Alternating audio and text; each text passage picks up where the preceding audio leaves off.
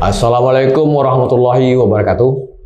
Jumpa lagi dengan saya, host Emil Mahmud Shah, dalam program tamu kita tribunpadang.com, Tribun Network. Kali ini kita kehadiran seorang tamu kita yang juga narasumber untuk berbincang-bincang dalam tema yang akan kita angkat, itu ekosistem perfilman Sumatera Barat. Kita sapa dulu ya, ini beliau adalah Bung Doni Eros. Silakan disapa Tribuners, Bung. Halo Tribuners, dimanapun Anda berada, salam kenal. Baik, Bung. Sebelum kita bincang-bincang, demi afdolnya, Bung ya, silakan bio file Anda diceritakanlah sedikit banyaknya mungkin ke Tribuners. Oke, baik Tribuners, ini untuk memperkenalkan diri ya sedikit tentang profil saya di dunia perfilman.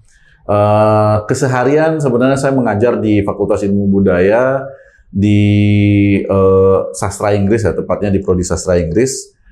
Bidang kajian yang saya ajar itu sastra, film, dan pariwisata. Di bidang perfilman sendiri sejak tahun 2004 itu saya sudah aktif di Studio Flash di Fakultas Ilmu Budaya, waktu itu masih Fakultas Sastra. Di situ kita membuat beberapa film untuk TV edukasi. Juga kita bekerjasama dengan GFest, Jakarta International Film Festival, termasuk kita yang membuat salah satu yang memperkenalkan Pariangan itu dengan judul film dokumenter Pariangan Warisan Sufi dari Negeri Para Dewa. Gitu. Kemudian kita kerjasama dengan Indox untuk pitching. Kita datangkan Lukman Sardi juga waktu itu bersama film Laskar Pelangi ke Universitas Andalas. Saya juga pernah dipercaya untuk menjadi film observan oleh Kemendikbud, dikirim ke Italia di Festival dei Popoli. Kemudian 3 tahun diminta untuk mengembangkan ya sinema Indonesia, kajian sinema Indonesia di Busan University of Foreign Studies 2013 sampai 2016. Pulang di situ juga bantu beberapa produksi bersama kawan-kawan sineas lokal ya di komunitas perfilman lokal itu. Salah satunya film Salesiada, film Minanga Kanwa, dan aktif juga mengembangkan beberapa festival film. Ada waktu itu 2012 Padang International Film Festival juga kita kembangkan di situ, yang akhirnya dari situlah film Salesiada itu masuk ke Piala Maya dan akhirnya Sumbar memiliki film daerah terbaik waktu itu gitu. Nah, sekarang ini kita sedang bantu mengembangkan kajian identitas budaya Sumatera Barat atau Minangkabau, tepat di dalam perfilman beberapa dengan kawan-kawan yang pulang dari S3. Baik, ini luar biasa. Bung, sampai penjelasan Anda bikin haus, Bung. Kita coba seruput dulu kopi, Bung. Ya, Tribuners. Wah, enak ya kopinya ya. Ini. Kalau perbincangan ini memang harus pakai dengan seniman ini, biasanya harus minum kopi. Baik, Bung, kita mulai bedah ya.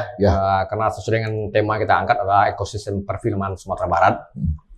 Pertanyaan yang perdananya ya, tentu kita pengen tahu dulu bagaimana geliat produksi film di Sumatera Barat. Silakan. Nah, ini yang menarik ini, Bung Emil. Jadi produksi film di Sumatera Barat, sebenarnya kalau dari produksi lokal sendiri, saya terakhir melakukan identifikasi yang cukup rajin itu di 2019. Ada minimal dalam 1 tahun itu 40-50 film. Ya. Tapi bukan film komersil, filmnya film independen dan film yang diproduksi oleh lembaga inkubasi pendidikan film seperti ISI Padang Panjang, Universitas Andalas. Kemudian masuk ke festival-festival yang ada dibuat oleh daerah, oleh waktu itu ada Sumbar Film Festival oleh Dinas Pariwisata, ada yang dibuat oleh Dinas Kebudayaan juga. Jadi saya mencatat kurang lebih 1 tahun itu kita memiliki 50 film produksinya. Ya. Kalau dengan catatan seperti itu, apakah konsistensinya setiap tahun seperti itu atau ada terjadi stagnasi, Bung? Nah, konsistensi minimal memang setiap tahun itu karena ini lembaga pendidikan yang memberikan tugas. Ya. Ada beberapa mata kuliah yang memang outputnya adalah film, termasuk Universitas Andalas sendiri punya media audiovisual. Tahun lalu itu ada bahkan di showcase filmnya, di exhibit itu di salah satu kafe di sekitaran Kota Padang ini. Jadi memang 40-50 ini konsisten ini. Cuman kita tidak tahu di mana kita bisa nontonnya. Itu persoalannya itu. Persoalannya itu. Menurut Bung, di mana sebenarnya kendalanya? Nah, ini kendala utamanya adalah karena tidak ada bioskop daerah yang memfasilitasi. Dulu Sumatera Barat ini punya banyak sekali bioskop. Kajian ini sudah dibuat oleh salah satu mahasiswa saya dulu, sekarang sudah penulis, dan bahkan film terakhirnya tentang bioskop ini menyebar ke International Film Festival juga, The Last Testament of Eri gitu. Jadi tidak ada bioskop daerah. Sehingga kemudian ada gerakan layar terkembang, kemudian menyebar. Jadi bioskop-bioskop alternatif seperti layar tancap. Nah ini bisa di luar ruangan, bisa di kafe-kafe. Dan kita waktu itu memang banyak juga komunitas itu memutar film nasional, independen, film komersil dari luar negeri, bekerja sama dengan lembaga kebudayaan seperti British Council, yang dari Jerman lupa saya. Yang pokoknya yang dari Belanda, Erasmus Tal Centrum, itu banyak. Cuman permasalahannya adalah ini tidak konsisten juga. Ini by project. Saya waktu itu sudah pernah ngobrol dengan beberapa, bahkan dengan ketua pengusaha bioskop se-Indonesia. Di Sumatera Barat ini, bioskop lama ini sayang tidak di bioskop lama seperti ada bioskop Karya, di Bukit Tinggi ada bioskop Eri. Bioskop Eri ini satu-satunya sekarang bioskop yang masih memutar seluloid di Sumatera Barat. Ini ada sebelum kita merdeka, 10 tahun sebelum kita merdeka dia sudah ada. Tapi permasalahannya adalah tidak dikaryakan untuk memutarkan film daerah. Jadi kita nggak tahu di mana mau nonton film daerah. Mungkin bisa disinggung ke regulasi di tingkat ini, harus disentuh ke situ. Kalau regulasi di tingkat nasional, sekian persen itu bioskop komersil. Kita tahu bioskop komersil ini kan sekarang XX1, CGV, itu memang wajib memutar film nasional, tapi film komersil. Karena sekarang sistemnya sudah memakai DCP, Digital Cinema Projector, sementara untuk menciptakan DCP ini mahal. Film daerah yang dengan budget terbatas tentu nggak mungkin masuk. Yang paling masuk adalah film-film memang diproduksi secara nasional. Nah itu akhirnya di regulasi daerah beberapa kali saya coba sentuh masukan karena beberapa kali diminta membuat perda pariwisata, tapi tidak pernah secara serius ini di kebudayaan juga membuat peraturan bahwa bioskop yang ada atau pemerintah mendirikan sebuah gedung yang menayangkan film karya anak Sumatera Barat. Tidak ada sampai sekarang. Wah, lah bikin sedih. Memang. Sedih sekali. Sementara kreativitas mereka tidak berhenti. Tidak berhenti. Jadi ini kalau ironi ya. Ironi sekali. Baik, Bung. Saya terketuk juga daya kritis saya selaku jurnalis ya. Kalau seandainya kita sudah memberikan masukan, input, apakah upaya kita akan tindak lanjuti juga mungkin? Mungkin perjuangan kita mungkin bersama-sama lah. Menurut Bung, ada strategi apa lagi mungkin yang menarik untuk bisa menembus itu? Strategi pertama sebenarnya tentu membangun awareness dulu bahwa film ini bukan semata-mata karya seni, tapi menciptakan sebuah branding daerah juga. Makanya sekarang kita lagi bahas national identity, cultural identity lewat film. Karena dulu Thailand, contoh ya, Thailand itu dulu kan brandingnya nggak bagus ya. Tapi setelah Thailand membuka diri, membiarkan film James Bond syuting, dia naik. Image negaranya naik. Korea itu belum bagus, tapi ketika membiarkan, saya lupa yang film DC Hollywood syuting di situ, dia juga naik. Nah, Sumatera Barat tidak punya kebijakan, itu juga tidak punya perangkat yang membuat orang bisa syuting di situ. Jadi satu fungsi film selain sebuah karya seni adalah menciptakan branding, city branding, country branding. Juga promosi pariwisata juga bisa di situ. Nah ini yang belum dipahami oleh pemangku kebijakan, sehingga menganggap industri perfilman ini uang hilang, padahal bukan. Baik. Ketika bicara orientasi profit, memang sebegitu mahalnya bikin produksi film? Produksi film ini memang bisa mahal, bisa murah tergantung ekosistem ini, Bung Emil. Misal ya, kalau film komersil kita bicara itu biasanya produksinya di atas 10 miliar itu. 1 miliar itu film murah itu sekarang. Tapi 1 miliar. Terakhir film murah itu tahun 2016-an, Uang Panai di Sulawesi. Itu memang mereka dibina oleh Riri Reza. 500 juta biaya produksi, 500 juta juga mungkin ya sekitar itu juga untuk biaya promosi. Tapi di Sulawesi sudah tersebar banyak bioskop XX1, sehingga mereka bisa untung di situ. Nah, kalau di Sumatera Barat ini untuk bikin film yang bagus begitu lebih mahal lagi karena tidak punya ekosistem, mau sewa kamera yang bagus tidak ada di Sumatera Barat. Akhirnya harus ke Jakarta, sewa kameranya, sewa orangnya, transportasinya jadi mahal, gitu kan? Berarti operasionalnya membengkak ya. Sewa genset aja susah carinya untuk ini. Jadi berarti mahal. memang high cost, memang mahal. Karena ekosistemnya nggak terbangun. Tapi daya cipta tiap tahun ada tadi. Itu kan jadi persoalan nih. Ya. Jadi persoalan. Artinya harus dipecahkan persoalan itu kan. Nah, jadi baik Bung, ini sebelumnya saya pengen ngopi lagi nih. Agak seru. Nah, ini kalau bicara orang seni memang spontan aja minum kopi ya. Iya. Baik Tribuners, kita lanjut ya. Kemudian kenapa ini bisa bioskop ya? Kalau bioskop mungkin yang ada ini kan memang bisa dihitung jari. Sebenarnya apa sebenarnya yang bisa memberikan keterbukaan bagi daerah? Apa ada peran daerah untuk membatasi film-film yang masuk atau kemudian memberi fasilitas kepada untuk produksi lokal untuk tayang di bioskop? Nah, ini kalau jaringan bioskop komersil dia sudah memang itu ranah industri. Ya. Cuman film daerah bagaimana cara masuk ke bioskop komersil akan tergantung kepada kebijakan si bioskop komersil itu dan jaringannya. Untuk film lokal masuk ke situ tentu harus memenuhi kualitas estetika dan teknisnya. Film daerah untuk masuk situ mahal. Ada film daerah yang dibuat oleh anak Sumatera Barat ini masuk seperti Surau dan Sile, tapi produksinya dibiayai bukan oleh lokal sebenarnya itu, dan basis produksinya memang latar filmnya di Sumatera Barat, tapi itu bukan rumah produksi Sumatera Barat sih sepertinya gitu.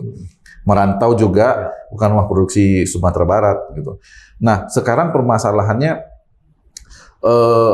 pemerintah mau nggak ada 19 kabupaten kota. Satu gedung bioskop, satu layar aja di setiap 19 kabupaten kota. Kalau misalnya Bung Emil bikin film, satu film 30 menit, tapi diputar di 19 bioskop. Kapasitas 100 penonton aja. Kalau kita ke XX1 atau ke CGV, kita bayar 35.000. Bayar 15.000 atau 20.000 aja untuk nonton film kita. Karena filmnya mungkin 30 menit atau 1 jam. Satu hari kan bisa diputar lebih dari 5 kali.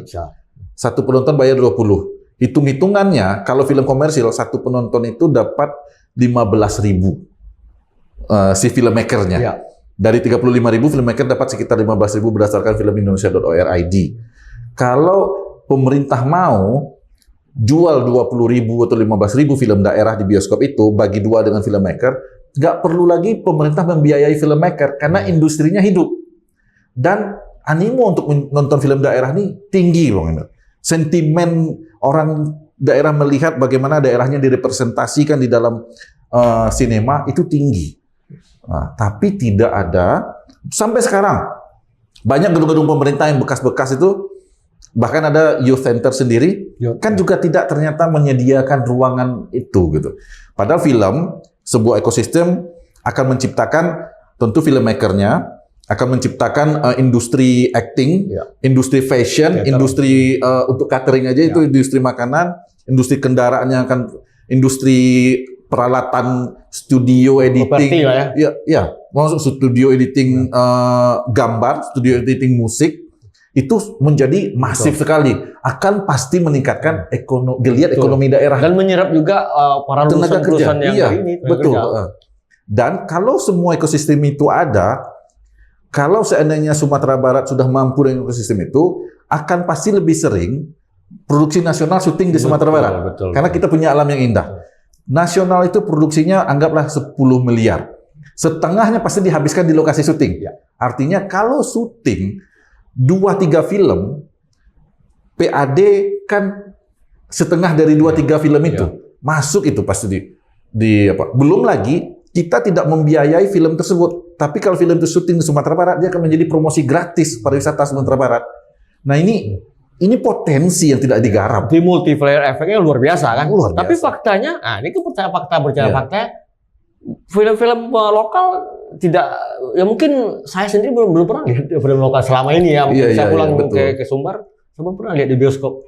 Atau memang seperti apa kondisinya? Film lokal di bioskop hanya mungkin akan bisa kita nikmati di festival. Karena itu yang membiarkan, yang memfasilitasi untuk masuk.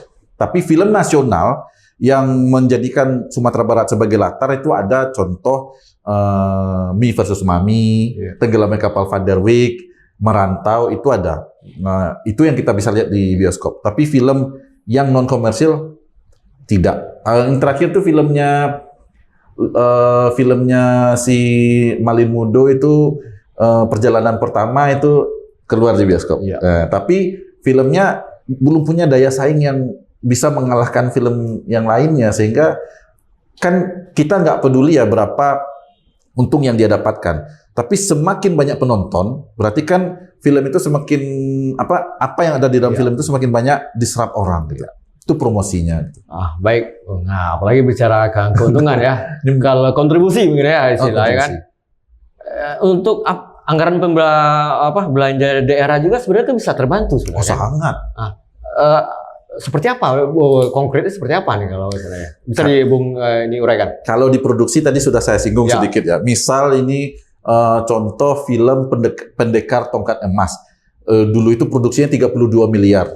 Berarti setengah produksinya kan misalnya di Sumatera Barat 1 bulan.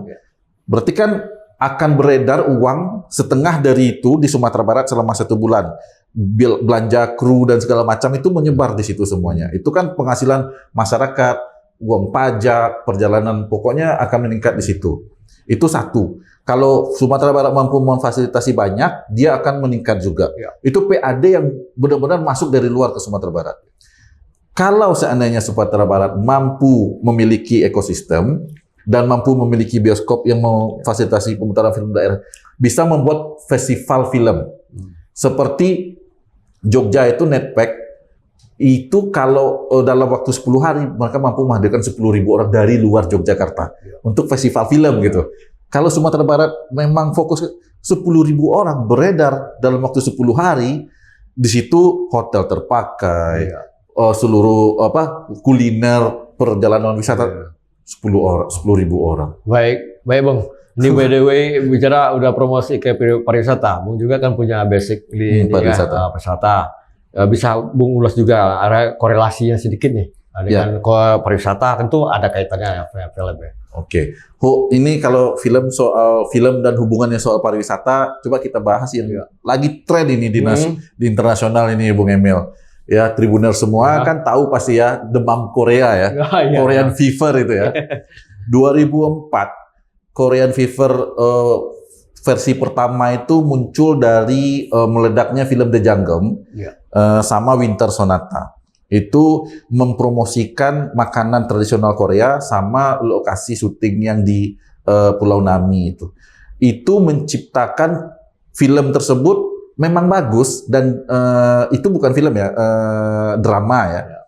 Akhirnya dijual ke Cina, ke Jepang, menciptakan arus kunjungan luar biasa. Dan lokasi syuting serta apa-apa yang dipromosikan dalam film itu memang digarap sedemikian rupa oleh pemerintah, akhirnya meledak. 2007 Korean Fever yang kedua lewat sampai sekarang akhirnya Korea sudah sangat familiar sekali di dunia. Bahkan makanan Korea sudah familiar di Sumatera Barat.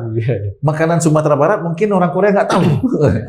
Itu semuanya didapatkan dari promosi yang dilakukan lewat film. Jadi kemampuan film mempromosikan pariwisata ini luar biasa. Baik tempat, budaya, makanan, fashion, bahkan teknologi. Nah ini kita lihat kalau Sumatera Barat pernah heboh lewat merantau itu Ngarai Siano, kan pembukaan merantau itu menciptakan luar biasa kunjungan ke Ngarai Siano. Orang begitu nonton film, dan film merantau itu diterjemahkan ke bahasa Inggris, judulnya Merantau Warrior. Waktu saya di Inggris saya lihat itu.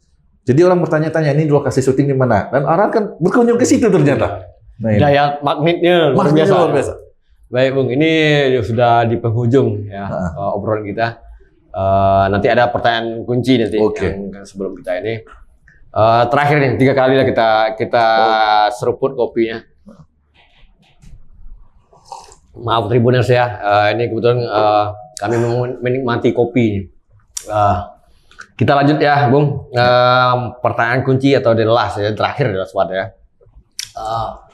Setelah kita bedah tadi di mana kendala, kemudian strategi dan beberapa hal yang kita sudah ulas tadi oleh Bung juga. Ngomong-ngomong, di situ kita kayak butuh sebuah lembaga atau badan apa semacam apa lah ya. Ya kalau saya boleh izin pinjam istilah tuh Komisi Film Daerah Sumbar. Apakah memang sudah sangat mendesak menurut Bung? Kalau menurut saya sangat mendesak ya. Sumbar ini kota tanah kelahiran Usmar Ismail, Bapak Perfilman Nasional. Ya, dan pahlawan nasional kemarin. Pahlawan nasional juga. Produksi orang Sumbar yang menjadi pemain di film Indonesia itu banyak. Ya. Tapi ketika mereka ingin syuting di sini, tidak ada apa yang memfasilitasi. Ada banyak produksi nasional yang ingin produksi di Sumatera Barat. Mereka bingung mengontak siapa. Komisi Film Daerah pernah sepertinya ada, tapi Kota Padang, cuman tidak menyediakan data-data itu. Misalnya saya misalnya ini Mas Gari Nugroho atau Riri Reza kan mau syuting di Sumatera Barat.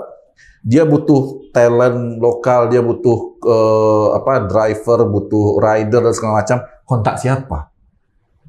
Padahal kalau tidak ada itu, ya akhirnya bawa dari luar dong. Padahal tuh kalau ada Komisi Film Daerah menyediakan data-data itu semuanya dirangkum sama dia, sama Komisi Film Daerah, akhirnya itu menciptakan lapangan pekerjaan sendiri.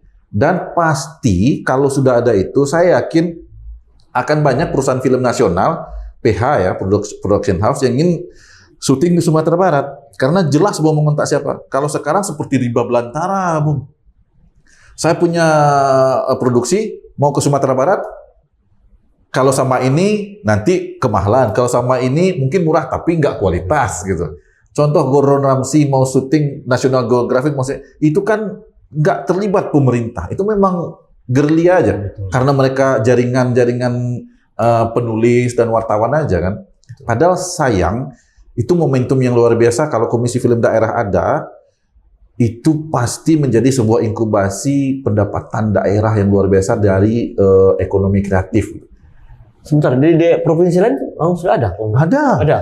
Sudah ya. Jakarta ada, Jogja ada, Bandung ada. Berarti kan memang sudah seharusnya kan? Sudah ideal, seharusnya. Ideal.